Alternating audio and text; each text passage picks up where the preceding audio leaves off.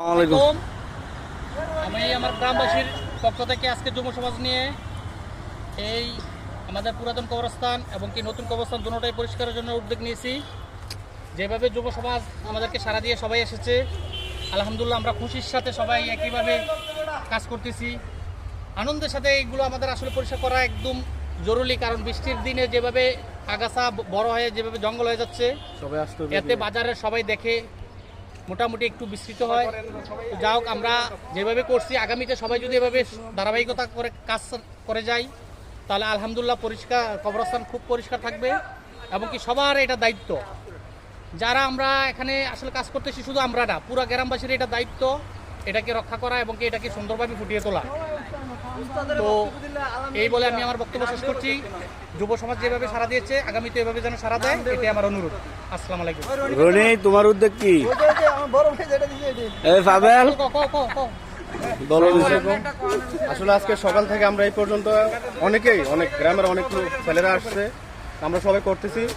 সবাই কবরস্থান পরিষ্কার করার জন্য সবাই এগিয়ে আসতে হবে, ঠিক আছে? তো আমারও সময় কম আসলে, তারপরও সবার সাথে মিলেমিশে আছি, ঠিক আছে? সব ছেলেদের সাথে একসাথে আমরা কবরস্থানকে সুন্দর করবো, পরিষ্কার করবো, সবাই এগিয়ে আসতে হবে।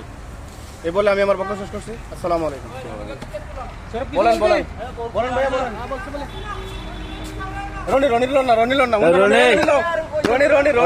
রনি আইকন কিছু কইতো।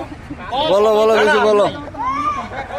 মামা রুবেল রবির কোন কিছু রনির তো না, রনি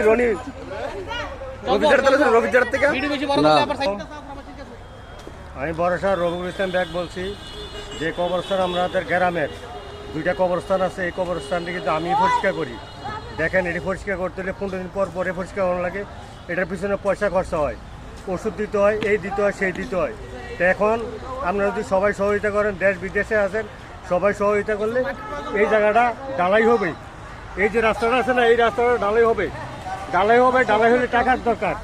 এদিক দিয়ে ঢালাই হবে, সেদিক দিয়ে ওয়াল আছে, ওয়াল করছি, এও ঢালাই লাগবে, কাজ আছে অনেক।